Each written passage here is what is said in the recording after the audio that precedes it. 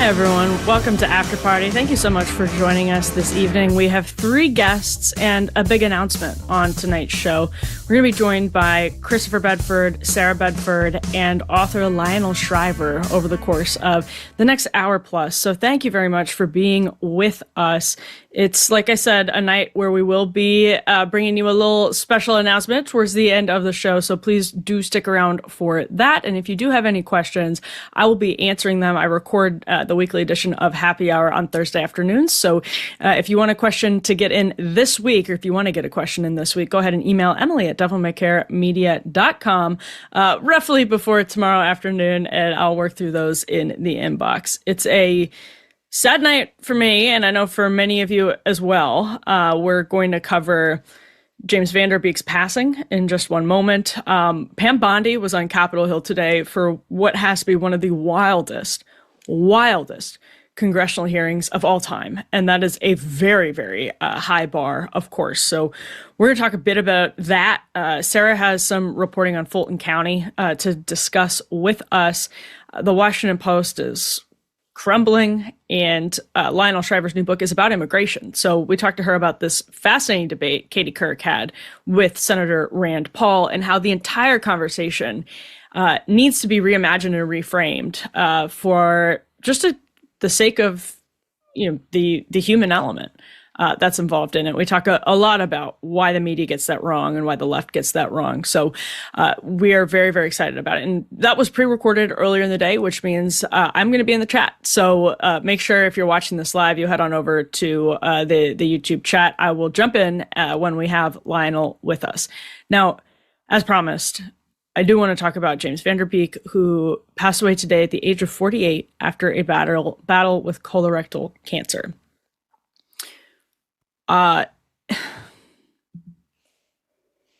He has 6 children. He's leaving 6 children and a wife behind. The remembrances of James Van Der Beek are reflective of a man of great character, which is always very telling.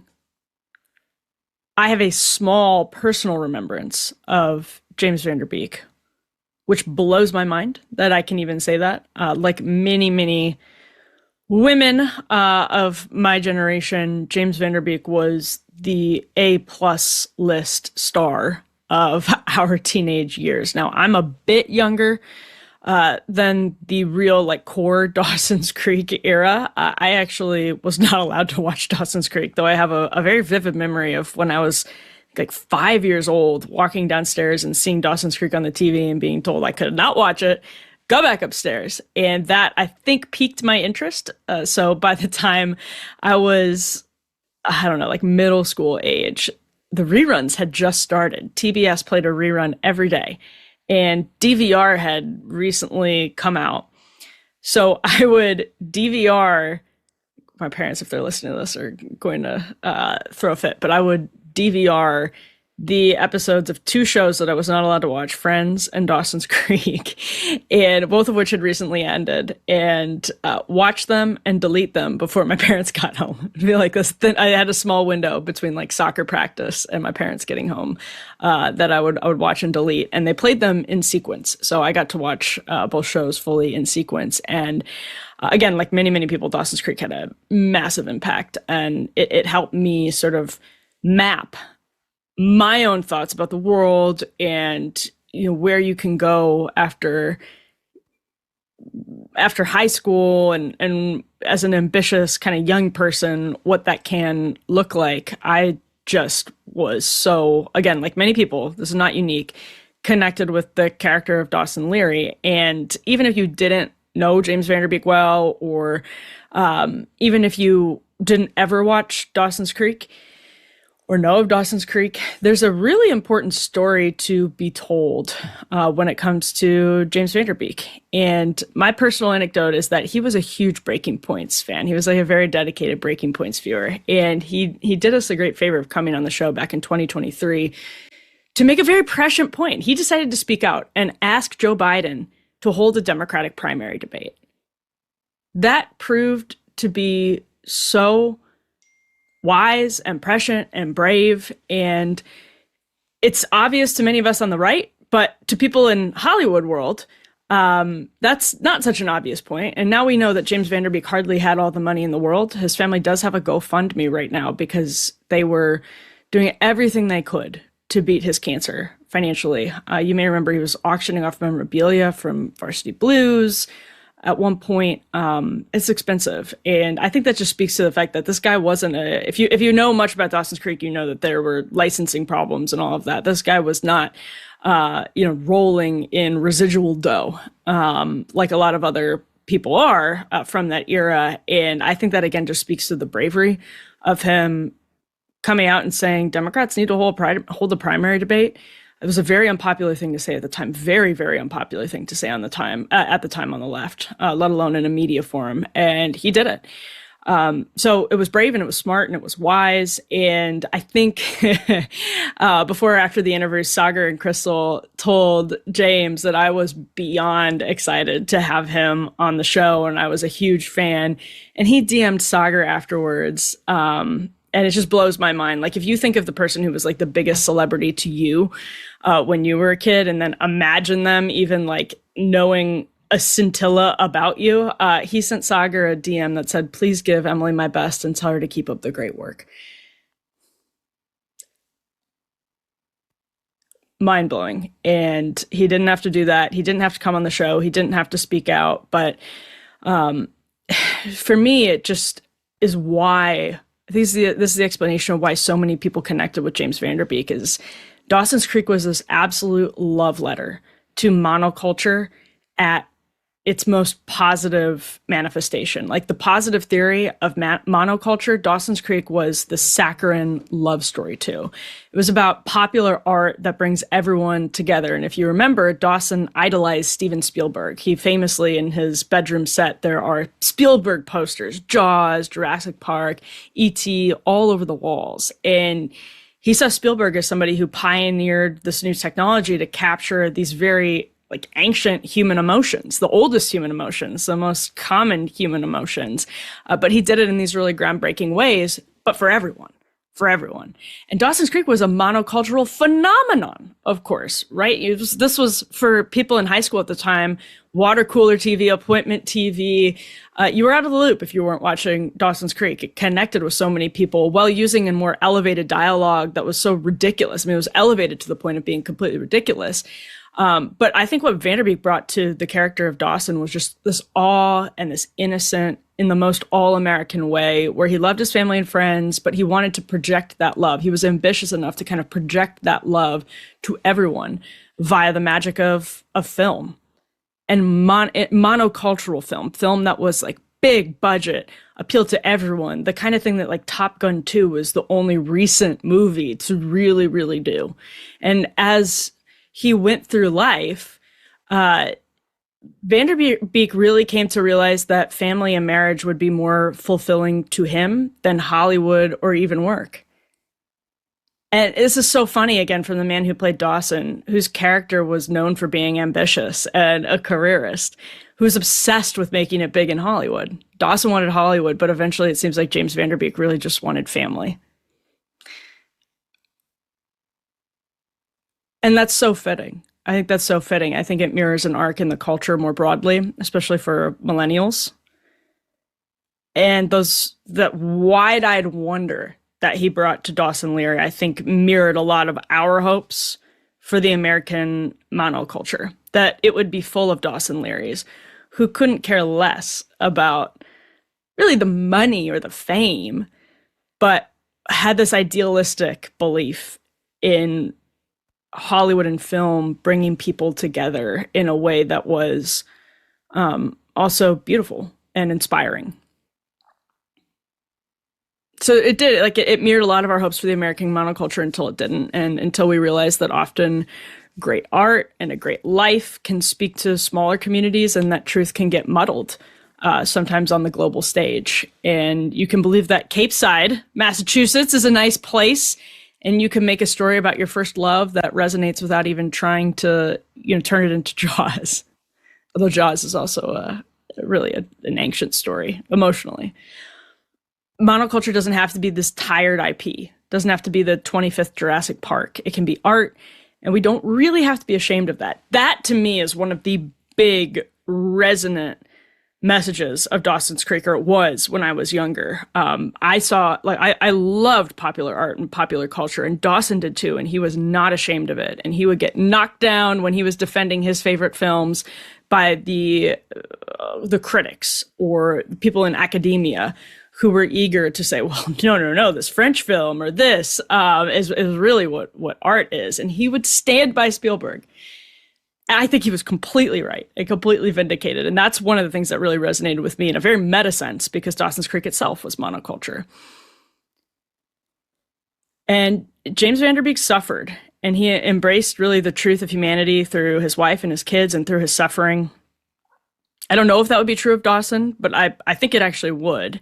And what James Van Der Beek wanted at the end of the day is what Dawson wanted at the end of the day. It wasn't success or great movies. It was just love and fulfillment. And we saw that over and over again. So let's roll this clip here of James Van Der Beek recently on the Today Show, looking like he was suffering. And we know that he was.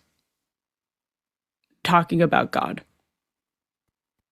Really, the biggest change I'd say would be this journey of self-love. What I realized was... is I'm still worthy of love. My own love, God's love. It also sounds like the diagnosis helped you find some sort of new perspective on faith. Before cancer, God was something I tried to fit into my life as much as possible. After cancer, I feel like a connection to God, whatever that is kind of the whole point of this exercise on this planet. I don't know what James Van Der Beek's personal beliefs, personal faith was at the end of his life. But you can see what was pulling on him towards the end of his life. He talked a lot in his final years about really finding ultimate fulfillment in his wife and his children. And he loved art. And I remember in that Breaking Points interview he did back in 2023, he was worried about what was happening to it. And he talked about just loving art because it allowed you to work with other people and find the human element in life.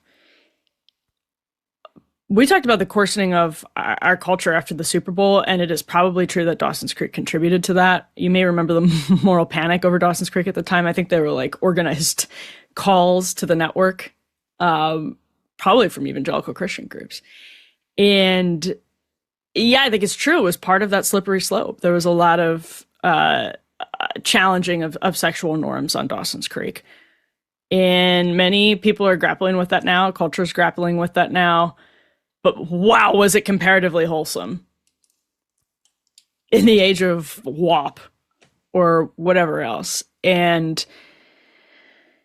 we can't really do monoculture like that anymore. We lost our ability to do that. And I worry that the next generation won't have a real positive fictional character like Dawson Leary, and then somebody to bring the wide-eyed wonder and love and goodness to the character that somebody like James Van Der Beek did. So, like I mentioned, they do have a GoFundMe. They obviously do need money. He has 6 children. They said they're trying to keep their house. You can go look up that GoFundMe. It's connected with his wife. He's got 6 kids. So prayers for James Van Der Beek, and prayers for his kids, prayers for his wife, and prayers for the rest of us as well. On that note, we're going to take a quick break, and we'll be back with Chris Bedford and Sarah Bedford right after the break. Investing should not feel like a gamble. With Stash's Smart Portfolio, your money is guided by experts, giving you peace of mind while it grows. Stash isn't just another investing app. It's a registered investment advisor that combines automated investing with expert personalized guidance, so you don't have to worry about gambling or figuring it out on your own. Stash's Smart Portfolio helps you invest in a diversified, balanced portfolio and on a regular schedule, which can help you build wealth over the long term. Don't let your money sit around. Put it to work with Stash. Go to get.stash.com/Emily to see how you can receive $25 towards your first stock purchase and to view important disclosures. That's get.stash.com/Emily. Get.stash.com/Emily. Paid non-client endorsement, not a guarantee nor representative of all clients. Smart portfolios are discretionary managed accounts and subject to additional fees. See the advisory agreement and deposit account agreement for details. Investment advisory services offered by Stash Investments, LLC, an SEC registered investment advisor. Investing involves risk. Happy to be joined now by Christopher Bedford, senior politics editor for Blaze News and author of the Beltway Brief, and Sarah Bedford, investigations editor for the Washington Examiner. Both two huge Dawson's Creek fans. You couldn't find two bigger Dawson's Creek fans than Chris and Sarah. Thanks, guys. I'm glad to be here, Emily. You know, I actually like James Van Der Beek's 2-episode arc in How I Met Your Mother. That is why I'm the biggest fan of his. So. I'm hearing lots of people say that today. But your husband, Sarah, is basically from Cape Side. He's from the fictional town that Dawson's Creek took place in. And this is his generation because he's an old man. I think the TV shows that I sneaked growing up were The Simpsons and Batman, the animated series. You had pink hair at the time, actually. It was blue. Never a pinko. Not quite. You were close. I did spike the front because I saw Blink-182 contemporarily. Oh, Sarah. That's not a good look. God bless you, Sarah. God bless you, Sarah. Well, while we're having fun here, I'm going to roll a bunch of clips of this wild congressional hearing. Both of you have covered politics for a long time and have been around Capitol Hill. You've seen these types of hearings. I don't think anybody was shocked by the tone of Pam Bondi's appearance before the House Judiciary Committee today, but this has to be in the history books and I'll be curious to see if you guys agree, as one of the wildest congressional hearings ever in the existence of the United States of America. So here you have the Attorney General facing questions about Epstein. She has, as she did when she was in the Senate, prepared research on she's like a binder in front of her with prepared research, including possibly the searches that people like Pramila Jayapal made in the redactions at the DOJ of the Epstein files, according to a photographer who caught a glimpse at what was in her preparation materials. And they are going back and forth. Obviously, Pam Bondi has a very serious job, and it's not all about Jeffrey Epstein, believe it or not. But we're spending a moment going through a little bit of what happened. So let's go ahead and roll this first clip. And guys, we're live. We're on camera. Our mics are going to be turned on. So let's have a little fun and enjoy it while we're watching. Looking forward to Chairman, please watching stop again. the clock and restore his time. Okay, here we go with these Committee will be in order. theatrics. The time belongs to the gentleman from New York. We will give you a few more seconds. We will do that. But when you ask a question, the witness gets to answer. You may not like the answer, but she gets to answer. Oh, sorry, guys. I accidentally hit the button. I'm sorry. I didn't mean to hit the button. Let's go to the next clip. You got a flavor of that. That was Jim Jordan trying to hold down the fort as Pam Bondi was being accosted by the Dems. Next clip is going to be similar. Mr. Chairman, I would yield back. Gentleman yields back. May I answer? Attorney General can respond. I find it interesting that she keeps going after President Trump, the greatest president in American history. And if they could maintain their composure, this isn't a circus, this is a hearing.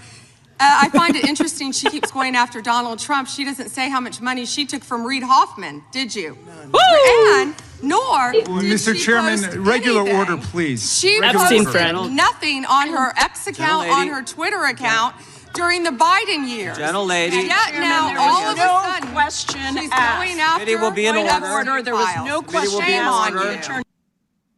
Let's pause here for a moment and get your reactions. This whole hearing from start to finish reminded me a great deal of Sean Spicer's first press conference. Oh, that's perfect.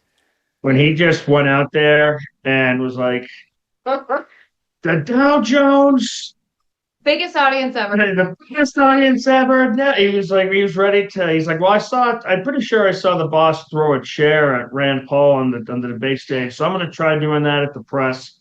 And I'm going to yell. And I'm going to talk about the stock market and audience sizes. And it's I know we've got a lot more clips, but watch it with this in mind.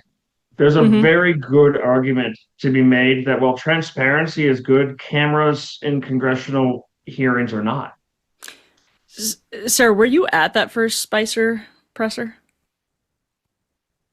I don't remember. I might have been because I was a White House reporter then. It's all blurred together. I was certainly at many a Sean Spicer presser. I was there for the one about the Russian salad dressing. Oh yeah, that's a classic, infamous one. But I don't remember that one. But he's right. It's kind of the same vibes. Performing for an audience of one. Probably gets better. It gets better. It does get better, but that's I think what Sarah just said. Performing for an audience of one is very interesting because we saw Trump accidentally post his DM to Pam Bondi publicly on Truth Social. Not that he cared. Right. He was happy to have done that. Right, Sarah? That's actually what happened. Yeah, it was about prosecuting people. Like, why don't you get on these prosecutions? Which is basically the only exonerating thing that those defendants would need. It'd be like, short of a DM from the president himself, you're not going to get off of this prosecution. But, they actually had a DM from the president himself. But that's a really important point because Pam Bondi is not just under fire from her own party over Epstein. Like, that's actually, obviously it's a part of it, but there are a lot of people who would prioritize prosecutions of John Brennan, for example, over Epstein. So part of the performance is to show that she's a loyal foot soldier. And before we roll the clips, I want to get both of your reactions to that because you're very well sourced on the right and in the administration. I have to imagine that's behind her strategy. That's like the driving force behind her strategy. She's pretty isolated at this point in the broader American right. I'm sure she's got a lot of strong allies in Florida. One Florida ally is in a very important position in this White House. She has some people who like her and trust her, but there's a lot of discontent with how the DOJ has been handled for this entire administration.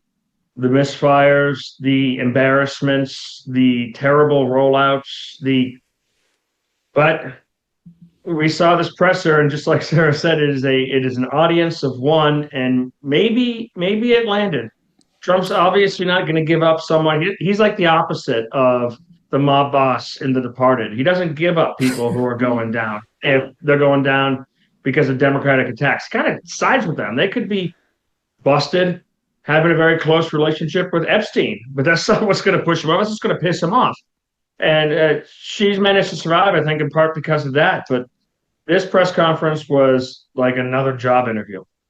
I so admire you for not slipping into saying The Departed.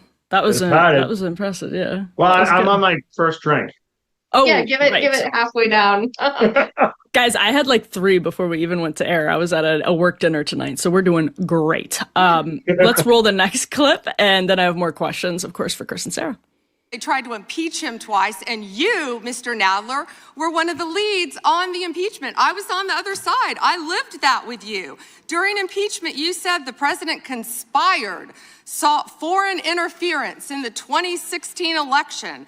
Robert Mueller found no evidence, none, of foreign interference in 2016. Have you apologized to President Trump? The American people need to know this. They are talking about Epstein today. This has been around since the Obama administration.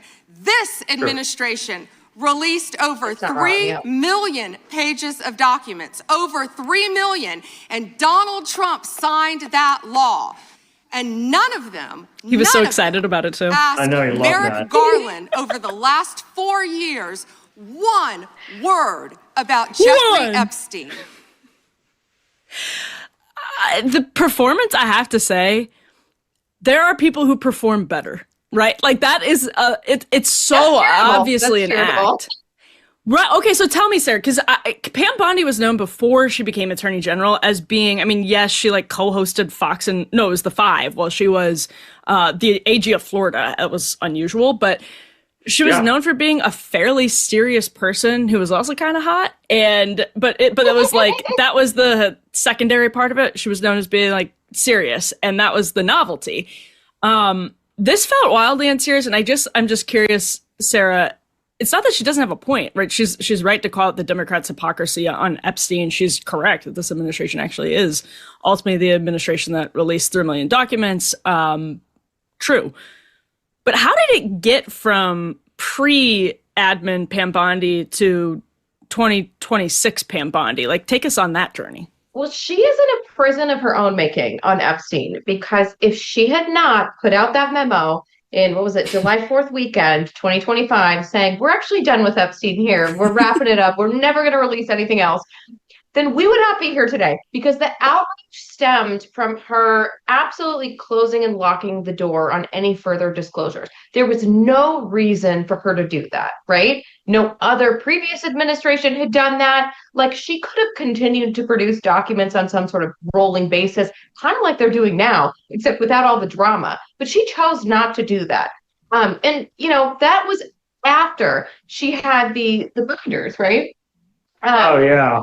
I do like that you look to your husband for affirmation. Right? That's great.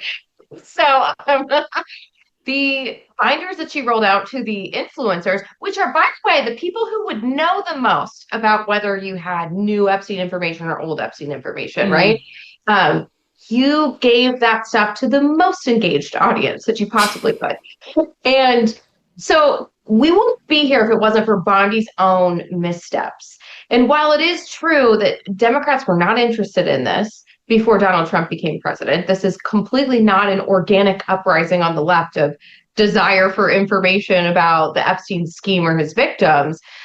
This was avoidable. And I do think that she's kind of allowed herself to be led by the nose by these Democrats into indulging the outrage over the Epstein scandal. It almost reminds me of the way that Jeff Sessions let his entire short-lived Attorney General tenure be bogged down by Russia because he caved and he lent legitimacy to a sort of mob outrage there that Pam Bondi never actually had to do. But for some reason she did that. And so I agree with you when you say that it's a completely sort of manufactured outrage about the Epstein stuff that Democrats didn't have when Biden was in charge. But she's also allowed that to proliferate. You know, and I look at her reactions and... Yeah, let's get a man's take here. Yeah, sorry, I'll be quiet now. Yeah, it's time. You know, a friend of mine said this to me the other day, and I know this is going to tick off some of my friends. He said, I'm extremely irritated how many of these left-wing goons and totally botched liberals and people who are actually seriously partisan, they get up on that stage, whether they're representing the FBI or the Department of Justice or the U.S. District or whatever, and they look extremely professional. They dress the part and they act the part. They may be doing completely insane Democratic stuff. They may be, as one of the guys you pointed out on Twitter today, or on X, about to run for Democratic office. But when they're wearing that, when they're actually holding that office, they present in a way that presents authority and seriousness. I know he's extremely unpopular with a lot of the MAGA right, but I know this guy is extremely unpopular, I'm about to mention, with the MAGA right. But I thought that Bill Barr's first congressional hearings were just a master class. He made them look stupid. Deeply, deeply stupid. They're not raising his voice once. Scott Besson got a little ticked off, but there was no question of who was the most serious person in the room when he was going against these questions.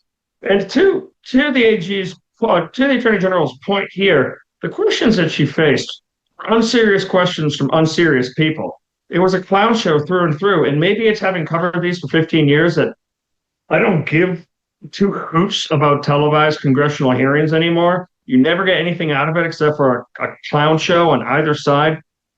People change their opinions based on who's the president. People change their opinions based on who's in the majority. People try to forget who donated to them on this, who they backed on that, or what they've cared about before, just to get those clicks, just to get on cameras to say, I represent my voters. I yelled on TV.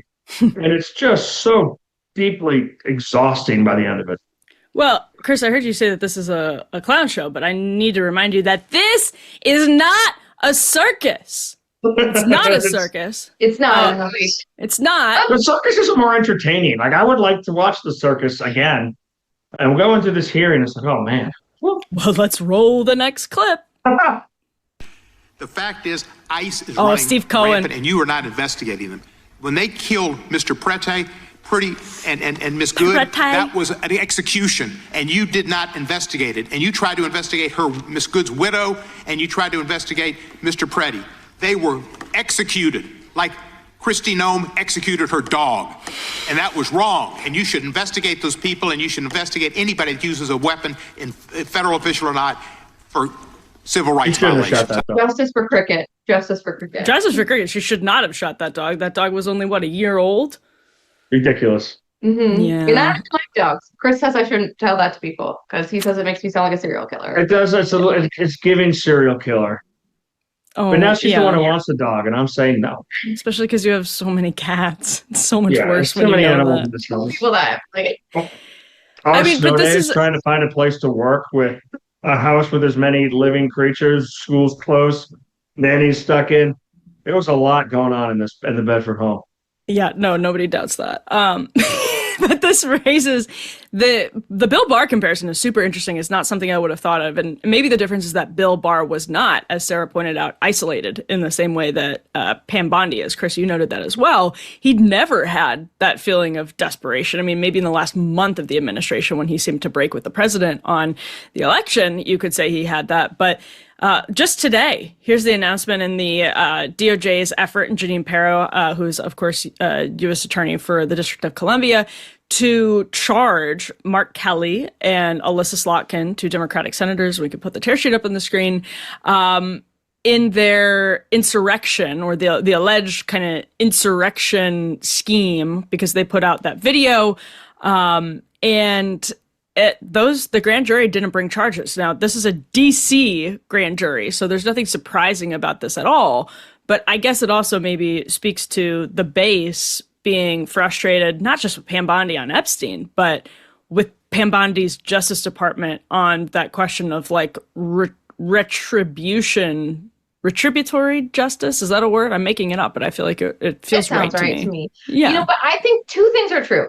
The DOJ has a serious jury nullification problem in DC. There are left-wing groups that are well-funded that are training DC activists for if they happen to get called for jury duty, how do you return, a no true bill? How do you reject these indictments? How do you acquit people? I mean, the sandwich guy was like a funny thing. The guy who threw a hoagie or was sub there are murals to him around the city.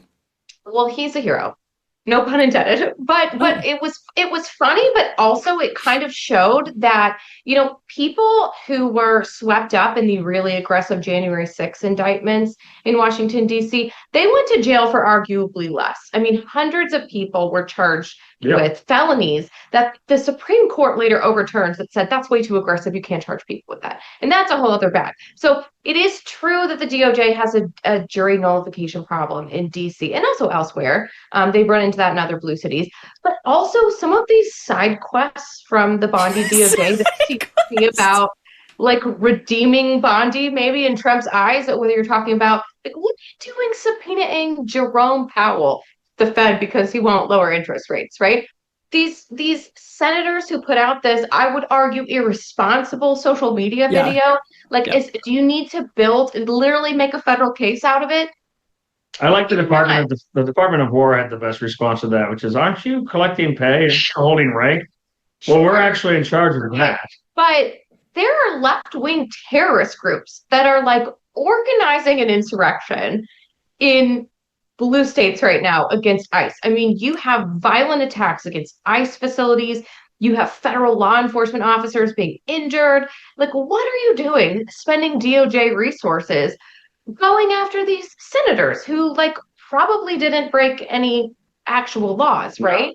And so I think the side quests really undermine the credibility of the rest of the really important accountability agenda that the Trump DOJ needs to go on to sort of right the ship on the weaponization that we did see over the past 4 years of the Biden administration. I guess 8 years if you include the Sessions neutered Justice Department as well.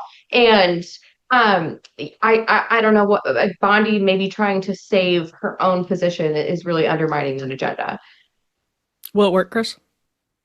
I agree with that completely. And like I said, I think back to my favorite Attorney General hearing, I think of all time, when they were yelling about the priestess in charge of the church across from the White House complaining about Trump. And he just responds, was that before or after we put out the fire? And I wanted the bagpipes to just come in right behind him. You know, like, Bill Barr. Yeah, this is Bill Barr. This is back in the day. It was a far cry from this. And Sarah's right. There's a literal insurrection going on in an American state. And it's not a universal thing. It's not a mass uprising. It's organized. It's planned. It takes some serious investigative work, but this is available to private citizens to try to get into these groups and figure out what they're doing and how they're communicating. And I guess ICE has arrested over 600 people in the last week involved with this for what they're able to do. But that's where I would like to see resources moving. I'd like them to be following the money. I'd like them to be dismantling the nonprofits that are funding these insurrections and backing people up who are committing crimes. I'd like a January 6th level of investigation into that and not these. You know, if you're going to do a show trial, there better at least be an execution at the end of it. But they can't even get to an indictment. Did you see what Ilhan Omar tweeted today? She said, at least in Somalia, they execute pedophiles. Did you see that? Yeah. Based or not based? It's not a bad law. Can we look at that? I mean, but I guess a rare good point from Elon. I think that whatever her name is, Elon. The other point of it. Who was she talking about again? This came across my. I think it was Trump. Trump's not a pedophile. I don't know. Well, we don't need to quibble over Ilhan Omar's fantasy justice system. But something that Ilhan Omar would not be so pleased about is the investigation in Fulton County, Georgia, which Sarah Bedford is very familiar with. And, you know, both of you have done election reporting that's significant and the type of stuff that a lot of the media has turned a blind eye to or actively tried to undermine. But here's a headline we can put up F5. This is from Atlanta News First. Fulton County admits to verifying 315,000 votes in 2020 without poll worker signatures. Also a CNBC headline here. This is from February 10th, so yesterday. This says former Trump campaign lawyers sparked FBI probe of Fulton County ballots, according to an affidavit. I do want to get both of your takes on this. I will preface it just by saying that Chris and I both worked at The Federalist, which was the forefront of reporting out problems. Margot Cleveland, for example, in Georgia in 2020. And a story that a lot of people don't know is actually that there were ballots cast in counties where the people didn't reside. Enough that was more of the margin now, more than the margin in Georgia. Now, does that mean it's fraud in the way most people think about fraud? Probably not. But Georgia had a disaster on its hand with its electoral system. Republicans were in charge of the electoral system at the time. And you've seen like Raffensperger, I think it was Georgia Secretary of the State back in 2020, go on to almost be vindicated, lionized by the legacy press. And there were like real legitimate problems in Georgia. So let me first go to Sarah, because she's a native, to explain a little bit of what we're looking at from these new headlines. Yes, I'm from neighboring Cobb County, but close enough to Fulton. And look, the Democrats have succeeded so remarkably in putting any sort of questions about the 2020 election out of bounds of acceptable discourse, right? You were a loon if you raised any questions about the 2020 election from about January 2021 to like last week. If you brought it up, you were a crazy person. Molly Hemingway's book did some good work. Yes. But I think her book focused a lot on the way that they changed the rules leading up to this election, right? I mean, what we're learning more about Fulton County, and some of this has been coming out over the past year or so as the state election board, it got some more Trump-friendly members on the state election board, had started looking more into this. And then, you know, the Trump Justice Department came last year and they filed a civil lawsuit and asked nicely, essentially, like, hey, could you give us these documents? And Fulton County said no. And then they said, all right, we're going to go get a warrant. And they did that. So, but Fulton County's election was a complete mess. And when Democrats or the media come out and say this has been looked at, this has been adjudicated because they had a hand recount and then they had a machine recount, that's not really true. A lot of the allegations of impropriety have to do with the way the recounts were handled, not just the election night count. I mean, there are sworn affidavits from election monitors who participated in the hand recount that said they saw mail-in ballots that had never been folded or put into an envelope, but were being counted along with the other batches of mail-in ballots.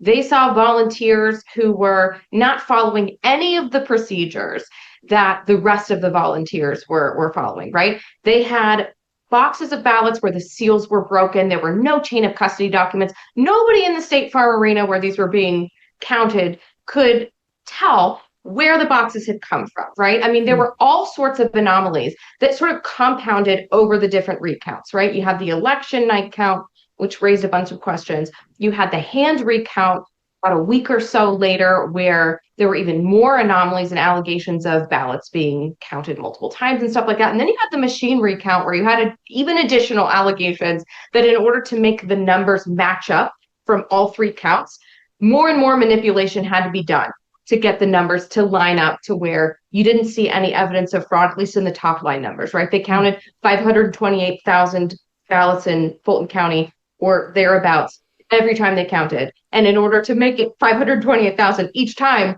some shenanigans allegedly had to occur. And that's, you had sworn affidavits to that effect. The idea that this has been looked at and adjudicated, the lawsuits that were filed in court, most of them were thrown out for lack of standing, right? The judges were like, there's never been a lawsuit like this. We don't know if you're threatening the election. We don't know if you're the type of plaintiff who's allowed to bring this. Even if you were, like, what am I supposed to do about it? I'm a superior court judge. I'm a district court judge. Like, can't overturn the election. Like, what do you want me to do? So the courts didn't really look at it. They just said procedurally, we don't know how to advance this. And the recounts that supposedly certified that nothing went wrong should only serve to deepen the questions. And I'm sorry that I'm ranting. I'm just saying that there's so much here that has not been looked into. And you get this woman some benzos.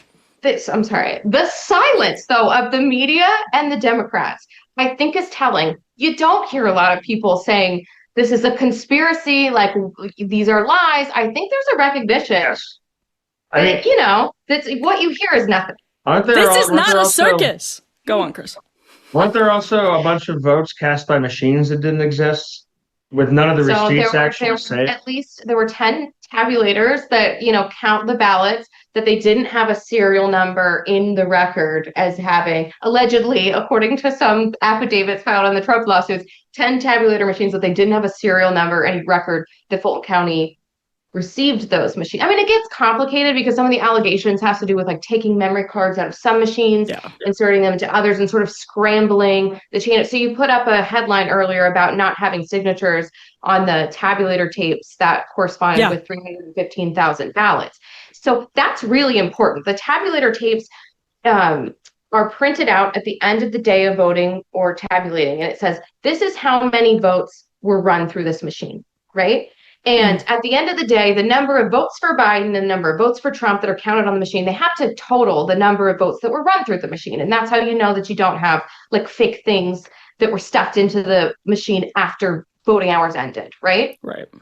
Those documents don't really exist to show that the number of votes that came in matched the number of votes that were counted. And in fact, there's quite a bit of discrepancy over whether the number of votes that came in matched the number of votes counted. They did not have, so Fulton County is trying to say, we don't really have good records about how many absentee ballots actually came in. And the number happened to double after midnight on election night, which was an anomaly that they never could quite explain, right?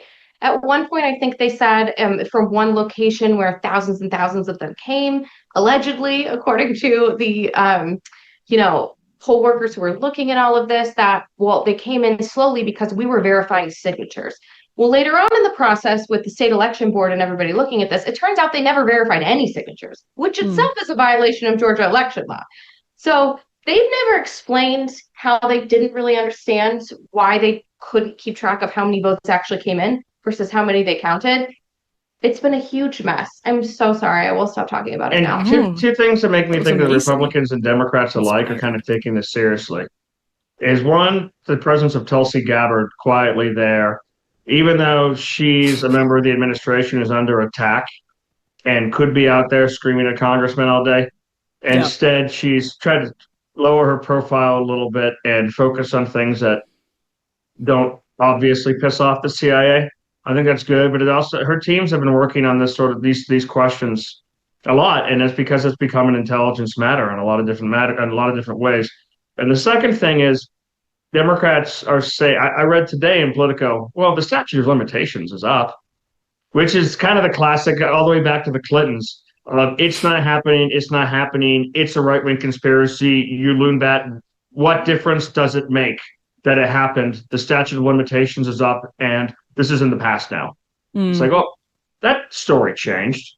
That's not saying this is an evil conspiracy. That's not saying this is evil retribution. That's saying, well, it's already done. So why are you going to look into it? But it's extremely important to restoring normal Americans' trust in the elections is trying to fix what's become very obvious, which is that whether you're living in Washington, D.C., or you're electing the president, or you're living in any one of these states electing local government, fraud is extremely real.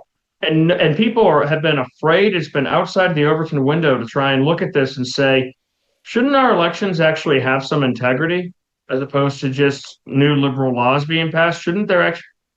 Why shouldn't you have to show your identification?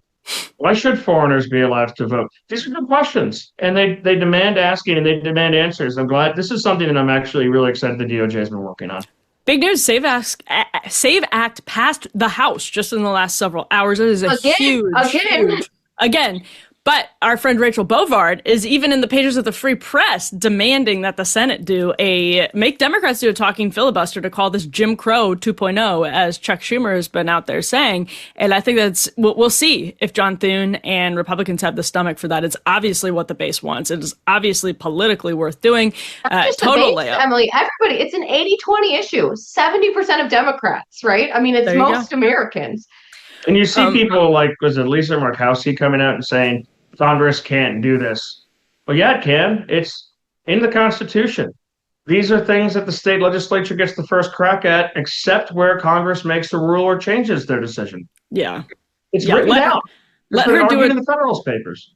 Let her do a talking filibuster on that. That would be a hell of a time. Whatever Sarah has is diagnosable, by the way. But before we...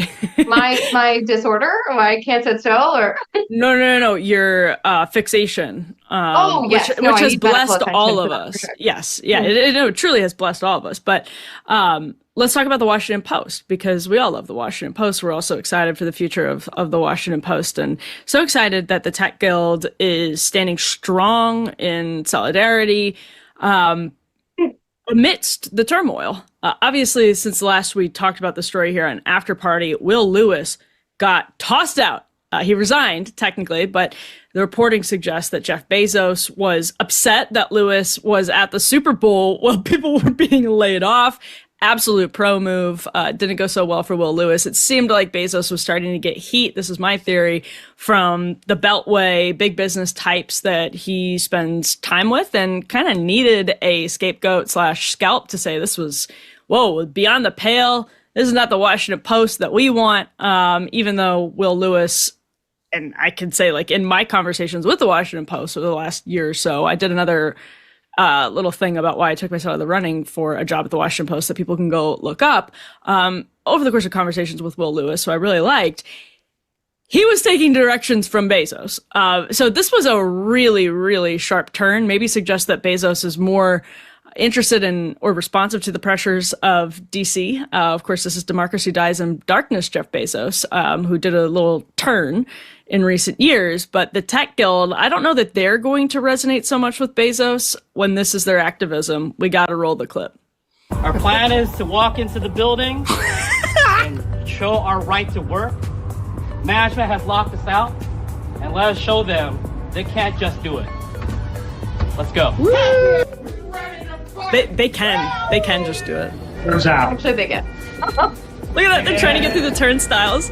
They're being rejected. There's a right to be in the building. It is a right to work, and it's a right to be inside the Washington Post and What that word means. doing our jobs. And they're refusing to let us in. They're not. This is ridiculous Yes, and they an are. outrage. Jeff Bezos, formerly CEO Will Lewis, Denise, and Matt Monahan, we deserve to work in this building. We'll be back. Is that? We're coming back tomorrow. Truly, our generation's Cesar Chavez. I'm blown away by the power of what he did. Washington Post jobs are a human right. Chris, I don't think this is going to convince Mr. Bezos. I loved the series of tragedies that befell them in this video alone, which they posted themselves. It's not like some journal. It's not like James O'Keefe was there secretly filming them.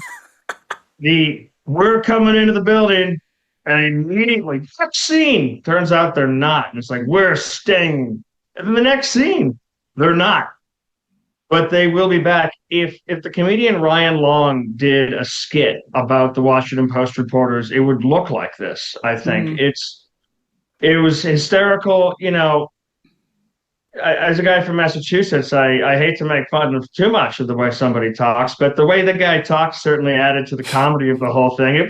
It didn't strike me as a coal miner exactly, or some the kind of guys you're used to seeing on the lines protesting for their rights to take care of their families. I wonder how many of them actually have families. But he was also kind of doing coal miner drag, right? Like he was in his Canadian tuxedo and like his red cap. Wasn't that cool today? Yeah. If this is the kind of content that they're putting out, I'm surprised they're not making a profit, because I watched this video a couple times in a row, and I just picked up on new things I loved every time. Really? Oh, that's beautiful. I love that. It's like I Spy, like one of those books. Sarah, my question for you is basically I'm asking for you to agree with the statement I'm about to make. It's not a question, so at least I'll admit that. Great. It's amazing how in the last week, the media, who again said that the Secretary of State was going to beat the former host of Celebrity Apprentice in a presidential election, then said they got it wrong, they're going to do better, and then trust in media has declined to, again, a record low, according to Gallup. They are blaming Jeff Bezos for this and not pointing their finger inward at all. Like, it is all Bezos. Bezos should subsidize the Post. Bezos is super rich. This was so cruel of Bezos and Will Lewis. That has been the only narrative coming from the press since all of this went down. Well, it's always somebody else, right? It's Donald Trump's like making fun of reporters at the podium, or it's misinformation, or it's Bezos, right? And I gotta preface this by saying, like, it's hard for me, maybe call it like the soft heart of a woman, but I don't like to celebrate when anyone loses their job, right? It's like, so soft. Today it's them, tomorrow it could be me. You won't find me in the lobby of the Washington. Yeah, but you're not going to act like that. For my job, no. Yeah, I understand, you know. And you're a good reporter. You're a good reporter. You're not sowing distrust in the media. Listen, I'm not saying that every individual fired was necessarily a bad reporter. I don't know. I don't want people to dance on my professional grave. So like, I will. Okay, I just had to get that throat clearing out of my way. Thank you. I will dance on your grave, your professional grave. Not your real grave. That I would be sad about. Celebratory tweet if I'm ever fired. Learn to code, Sarah. Lear to code. Anyway, all of these like tweets and like lamentations from the people who are fired being like, well, Jeff Bezos is so rich, he should just absorb these tremendous business losses indefinitely, as if like the reason why he's so rich isn't that he doesn't absorb tremendous losses for like soft-hearted reasons, right? And so that was a little bit wild, but you're totally right. There's been no introspection. It is not confined to the Washington Post. It's most of the corporate media doesn't understand why they have no press, but it is always a sort of external locus of control. Like there isn't anything they could possibly be doing differently to change that. And so it is hard to take seriously some of those. And then the right to work thing, like repurposing an anti-union slogan is somehow like very central to their pro-union push. to go into the building was really rich. There's so much title. It sort of showed the like political illiteracy that brought us to this moment. The illiteracy of rights and their nature, the illiteracy of job performance, the illiteracy of reality, where you can just make losses after. No, you're not in mom's basement anymore. You're not, and dads mean sometimes. You got to go outside. You're playing too many video games. You're not getting clicks. You got to go. I'm sorry. Find a different job. You don't have a right to be there. It's so unbelievably entitled. And I don't know. The one thing I'll disagree with my wife on is I like it when bad things happen to bad people. It doesn't happen enough, honestly. Beautiful. Well, that's a great note to end on. I knew this was going to be a long show because I can't just talk to you guys for like 20 minutes. It's always going to be longer than that. So thank you to Christopher Bedford of The Blaze and Sarah Bedford of the Washington Examiner, also the cat that was traipsing around in the background. Sorry. Thanks, guys. Thank you. That was awesome. All right. So glad to have them back on the show. Like I said, we have award-winning author Lionel Shriver coming up right after this. But first, if you finally want to fix your gut, make your hair healthier and stronger, and add some glow to your skin in 2026, you got to add colostrum to your daily routine. Now, today's sponsor, Cowboy Colostrum, offers the highest quality bovine cow colostrum available in the U.S. Cowboy Colostrum is 100% made in America from 100% American grass-fed cows. Unlike other colostrum brands, Cowboy Colostrum is true first-day whole colostrum, rich in bioactives like immunoglobulins and growth factors. So don't worry, Cowboy Colostrum only collects the surplus colostrum after the baby calves have had their fill. We're all glad to hear that. Cowboy Colostrum isn't processed or stripped down. Their colostrum is whole, full fat, and high in protein for ultimate nutrient density, making it the highest quality bovine colostrum you can buy. Cowboy is easy to drink and is made with delicious natural ingredients and no artificial flavors. You just add a scoop of their chocolate, Madagascar vanilla, matcha, or strawberry in your coffee or smoothie and feel great the entire day. I always say I like the strawberry in a glass of milk. So good. Not only will Cowboy Colostrum bring stability to your gut, the peptides and growth factors will make your skin and hair look amazing. For a limited time, our listeners get up to 25% off their entire order. Just head to cowboycolostrum.com/afterparty and use code afterparty at checkout. That's 25% off when you use code afterparty at cowboycolostrum.com/afterparty. I'm jumping into the chat because Lionel Shriver is up next. Stay tuned. I'm very happy to be joined by award-winning author Lionel Shriver, who is out with a new book. It's called A Better Life, tackling the immigration issue in novel form. Lionel, thank you for being here. Oh, it's a pleasure. One of the things I think this book does, and you can correct me if I'm wrong about in the way that I'm thinking of it, but I feel like it reframes the conversation on immigration from a different sort of human framing than a lot of the media coverage approaches the issue of immigration.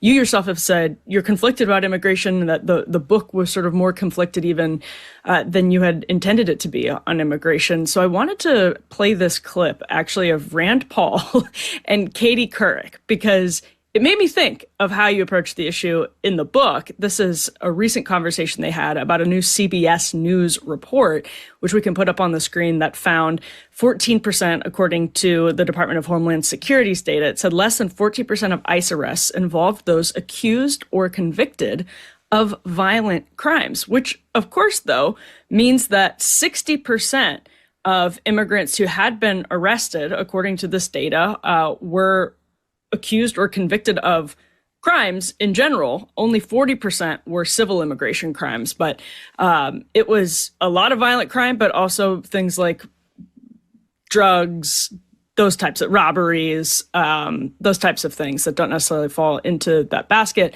So let's roll Senator Rand Paul being asked about these numbers by Katie Couric.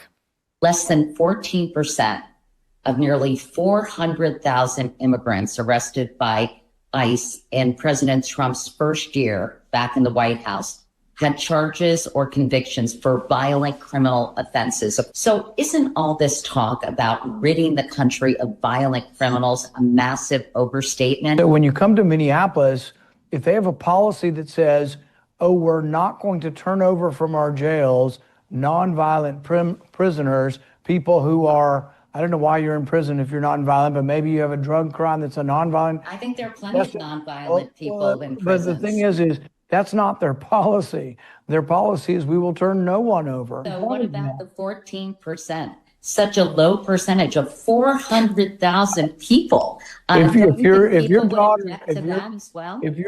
daughter gets raped by the guy that gets back out and he's one of the 14%, I don't think you're going to quibble about whether it's 14 or 64. And Lionel, that last part, when I read the CBS article, I just thought the lead had been buried in a very obvious way that seems common to me throughout media coverage of immigration. The lead would be that's like 50,000 violent criminals who are not citizens of the country or in your country. It seems like a massive number. Anyway, all that is to say, there's so much of a human framing of this, I think, that gets missed in the media framing. I wanted to get your thoughts on that as we start this bigger conversation about how you explored the issue in the book. Well, just turning to that particular statistical breakdown, the Democrats are trying to minimize what Trump is accomplishing. Actually, 14% of that many people. I think he's deported about 700,000 now. That's a lot of people. Mm-hmm. That's making the world a safer place for Americans. But more to the point, we don't want any criminals of any sort. So why are Democrats suddenly assuming that people committing fraud or doing human trafficking or running a shoplifting ring, what we want them to? No, we want to get rid of them. And furthermore, the truth is, Trump actually didn't just promise to get rid of the worst of the worst. He didn't just say he was going to get rid of criminals. He said he was going to do a mass deportation of people who don't have permission to be in the country. And even recent polls documented that over half the country still want to deport all illegal immigrants. Now, that's an unrealistic goal, frankly. It's not going to happen. But it's interesting that it's indicative of very strong feelings. And that's why I wrote about this subject, the strong feelings. I mean, that's what any novelist worth his or her salt is looking for, is an issue, a situation that arouses emotion. Because that's the real currency of a novel. Not just, I like throwing ideas too. The novel is a great form because you can use everything. It's an unlimited form. And I was especially keen to not just do a kind of global survey of the issues, but also, for once in fiction, to express some sympathy with the native population, because fiction writers never address the experience of having huge numbers of people from somewhere else occupy your territory. And I'm of the view that while, a small number of people coming in from elsewhere, really nice, they've probably got interesting stories. Maybe they'll establish a new ethnic restaurant. But when you have massive numbers of people coming in from a foreign country, it triggers something very anthropologically primitive. That it's like, hold it. You're crossing a line. Who are these people? This is not my home anymore. Frankly, it triggers resentment and hostility. No, those are not pretty emotions. So they're hard to admit to. And furthermore, Western native populations are told that though those emotions, however unattractive, are pretty much a human universal when their territory is invaded. Westerners are not allowed. They're not only not allowed to express those feelings, but they're not allowed to feel them.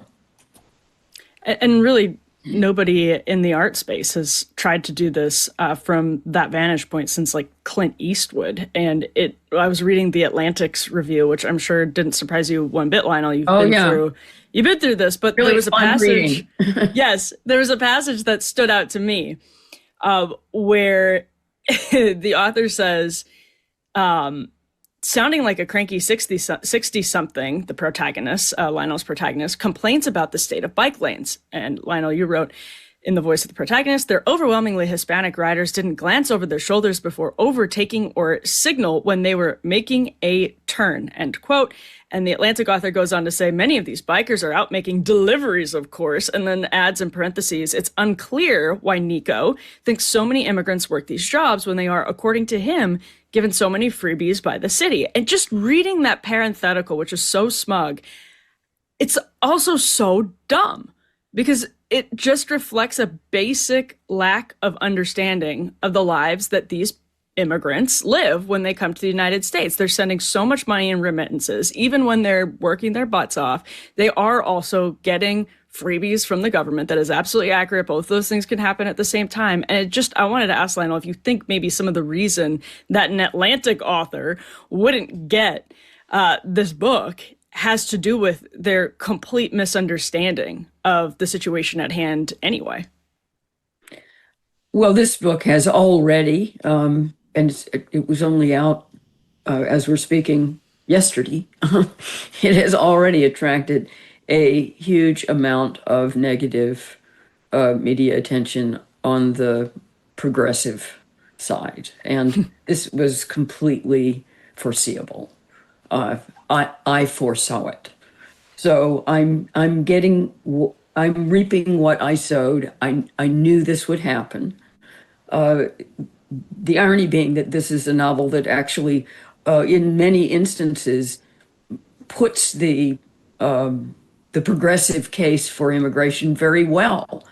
The thing is that the wokesters have absolutely zero tolerance for reading the other side, and they're spoiled. I mean, especially in literary fiction, because literary fiction has almost universally put the immigrant side of the story. That's the story that gets told over and over again, and especially in the American context, because, nation of immigrants, etc. And it's very saleable. It reflects well on the country. Ultimately we welcome all these people, and the native population in most of these novels that are told from the immigrant's point of view are just a kind of backdrop. And at best they're warmly welcoming newcomers, and at worst they're just a bunch of bigots who will get over it. Yeah. And it raises, for me, as I was thinking about this book, raises the Minneapolis specter surrounding the awful deaths of Renee Good and Alex Preddy, because I think what the book does is ask us who is a victim and then how should they deal with it. And people can be victims on both sides of a conflict, hypothetically, of course. I just wanted to get your sense of how you think about that, and if that's maybe what animates so much of the organizing in different blue cities around the country. Well, what's animating the blue state and blue city protest is performative sanctimony. I just don't see a lot of real concern for the immigrants themselves.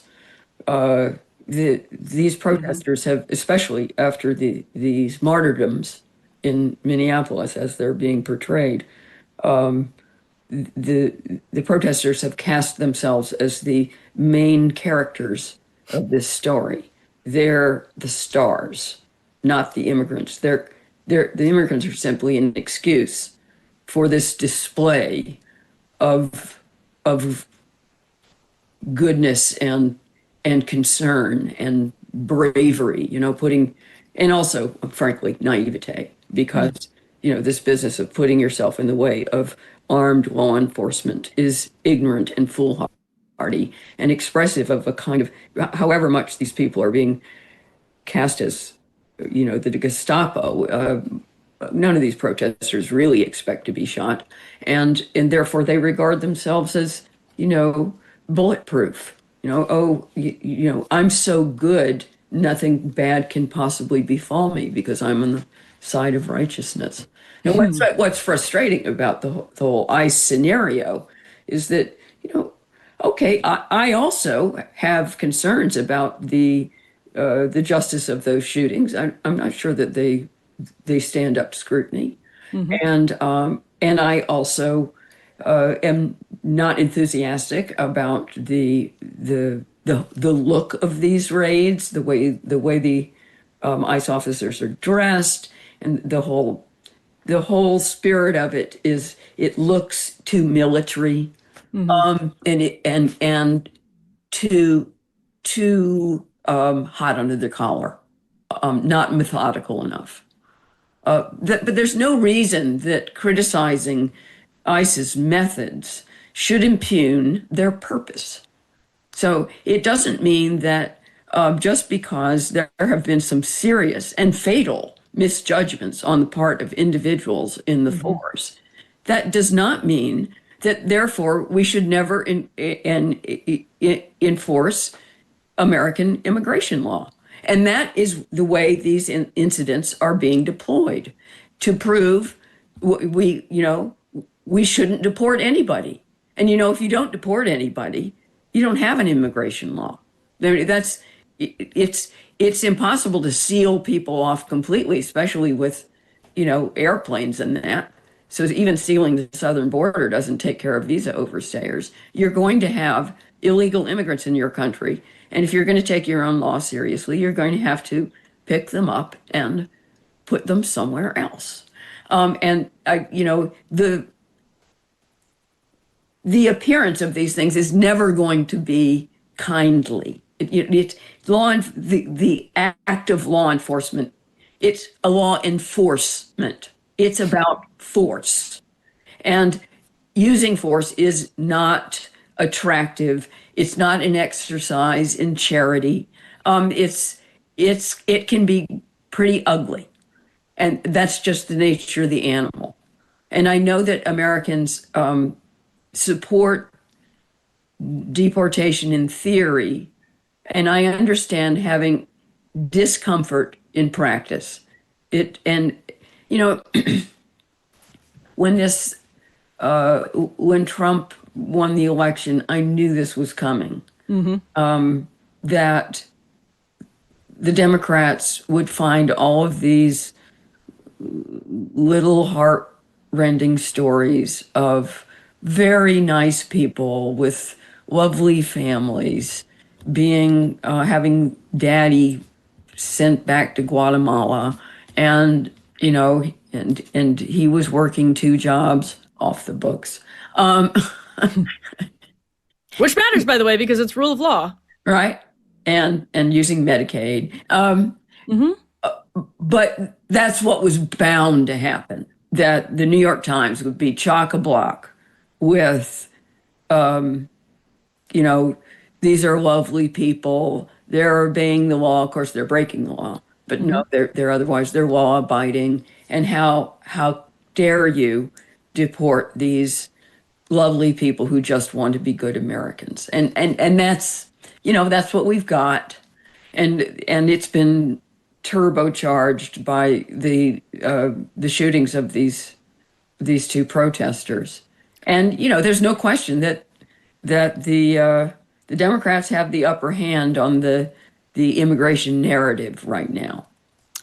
My favorite Lionel Shriver novel is Motion of the Body Through Space. And that book came out. I mean, you were paying attention to what came to be known as wokeness when it was sort of treated as a curiosity. But that book came out before the pandemic. It came out amidst the pandemic, meaning you had written it before the pandemic is what I should say. Because I remember I did an episode of Federalist Radio Hour with you about the book, and it was over Zoom, which was unusual for us at the time, back in 2020. And I love that book so much because it captured the motivations behind woke in a way that I think you also try to do in this immigration book. And I just wanted to ask how you think about especially like female wokeness. As people, talk about the awfuls, and they talk about how white liberal women seem to be unhappy, but also the most woke, if we could call it that. In the context of immigration, where you have like a Renee Good, how are you thinking about some of the same people who you wrote about in Motion of the Body Through Space and saw very presciently, more than 10 years ago? Well, already the mother in my novel, who is I would say she's a pretty classic, progressive, early 60s, omni-cause supporter. And she's come in for criticism as a cliche, or as I'm making fun of her. And I don't think the book does make fun of her. I think it fairly represents her. And in fact, if anything, it's kinder to her than my mind is when I watch these women who are protesting against ICE. I mean, they're talking about, ostensibly their positions are all about empathy and compassion, but the emotions they're expressing are rage, hostility, contempt, aggression. They use terrible language. They're incredibly insulting to these officers. They actually spit at them. They kick at their vehicles. They scream at the top of their lungs. They wear totally weird clothes. And, these people are beyond parody. That's the challenge. My character is way nicer than that, much more reasonable, doesn't scream all the time, and puts together plausible and rational reasons for supporting the position she does, including, she's very pro mass immigration. So I think I have gentled the portrait. Mm-hmm. I thought you did the same in Motion of the Body Through Space with gentling but also explaining and exploring the reactionary impulse that so many people had to this like cultural progressive, soft fascism, that there was something that really triggered in people that could be unkind and irrational. But that, it has to be so difficult to do, Lionel, and you do it so well. Well, one of my points of sensitivity these days is that I find that A Better Life, and in fact, a lot of my other work, is often described as satire. Now, it's true that my book Mania does have a very strong satirical side to it, but in general, I do not write satire. I write serious literary fiction, which is sometimes funny. One can be over serious. And I think that calling A Better Life satire is an effort to diminish it and to suggest that, my characters are puppets, that they are only walking position papers, and that the drama is subsidiary to the politics, that I'm merely trying to make a point. It suggests that the book is shrill and exaggerated, whereas this is it's basically a home invasion story, and it's perfectly plausible. This stuff happens all the time. So, this book has been called a thriller. I'm perfectly happy with that category, because unlike most literary fiction, this book has a plot. and something actually happens, and people do things. And I've been told it's a page turner, but it's also, very specifically trying to give people who are concerned about the radical transformation of their countries a voice, and a story. I have actually centered the story of the Native population. Lionel Shriver, such a pleasure to speak with you. Everyone go out and buy the book that's making The Atlantic mad. It's called A Better Life. It's out now. Really appreciate you being here, Lionel. Thank you so much. You're welcome. I figured that any book that the New York Times and the Atlantic hate this much can't be all bad. Nailed it. What a great line from the great Lionel Shriver there. Thank you all so much for staying tuned. I do have a big announcement about the show actually coming up in just a moment. But first, small businesses are the backbone of the American economy, but getting funding from traditional banks is an uphill battle. Of the 36 million small businesses in the U.S., over 70% report needing additional capital every year. While revenue is at an all-time high, big banks are tightening standards and approving fewer loans than ever, leaving owners stuck with mountains of paperwork. But if you want bank rates without the bank delays, check out cardiff.co/Emily for up to $500,000 in same-day funding. Cardiff is the largest privately held small business lender in the U.S., having funded over $12 billion since 2004. Their application takes less than 5 minutes, has no impact on personal credit, and approvals happen in minutes with same-day funding. Banks try to lock out small businesses, but Cardiff has the key. Big banks may not want to approve your business loans, but Cardiff does. If you've been in business for at least a year and are pulling in $20,000 a month in revenue, apply now for up to $500,000 in same-day business funding at cardiff.co/Emily. Again, that's cardiff.co/Emily. Real growth, fast funding. Cardiff. Borrow better. All right, before we wrap tonight, I teased a big announcement about the show. We've been going for a while now. We're going to come up on it's February. So we're more than half a year into this. We're going to come up on our year anniversary before you know it. And the sun is going to be warm and we're going to be enjoying the thaw, hopefully around the country. But I don't know. I'm not optimistic. It feels like the snow is never going to go away here in DC, which we are not used to this far south. But all that is to say, we're moving to prime time. Well, technically we're already in prime time, but the show is going to be starting at 9 p.m. starting next Monday. And that is our plan for the foreseeable future, live at 9 p.m. Mondays and Wednesdays. That's when you're going to get your after party. Nielsen says, not that Nielsen is super relevant anymore because we're not chasing the same linear TV audience, but they say the peak of prime time is between like 9:15 and 9:30. Maybe our television habits are translating to YouTube. I actually think some of that is true, but that is all to say I wanted to make the announcement about prime time, and I tried to pull data that would back me up because I just wanted to say that. I thought it would be a fun way to announce that we're moving to 9 p.m. And I'm calling it peak prime time, PPT. All right, maybe that's what we'll call it. But so excited, so gratified. We have a big California audience. It's a huge chunk of our audience. And that just actually made us think, well, maybe if we moved it up a little bit, we would be able to expand on the East Coast as well. Some people go to bed early, unlike me. I'm like going to bed at like 1 or 2 in the morning. As our team knows, I'll be like sending messages so late. But that is when I thrive. Which is why we're doing a late night show here. Not so late anymore, still late, but not quite that late. So make sure 9 p.m. is when you're here for the live stream. I'm trying to jump in the chat a lot more. It's a ton of fun. And of course, nothing's changing. You're going to be able to catch us whenever you want to catch us.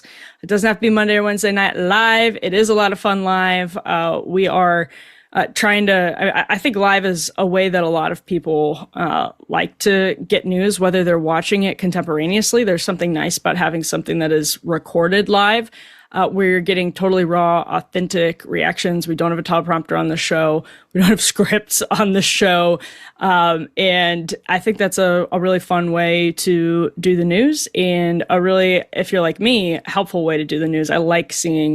I still like seeing live coverage, even and especially when it doesn't look or feel like CNN, for example. So we're going to be doing it at 9 p.m. 9 p.m. Don't forget, live Mondays and Wednesdays, 9 p.m. Thank you all so very much for watching, for listening. Please do subscribe. It helps us so much, and I'm really bad about reminding people to do it, so help me out.